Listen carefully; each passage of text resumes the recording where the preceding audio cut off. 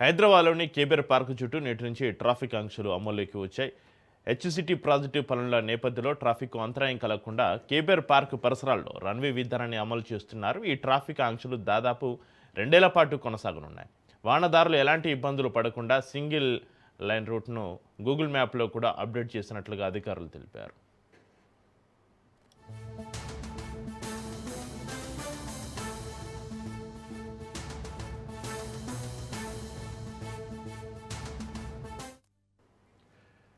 Traffic నియంత్రణ కోసం 450 మంది సిబ్బందిని కేబీఆర్ పార్కు పరిసరాల్లో మోహరించారు. ఇక వాహనదారులు ప్రత్యామ్నాయ మార్గాలను వినియోగించాలని పోలీసులు సూచిస్తున్నారు. అదే సమయంలో ట్రాఫిక్ నిబంధనలు ఉల్లంఘించే వారిపై కఠిన చర్యలు తప్పవని హెచ్చరించారు.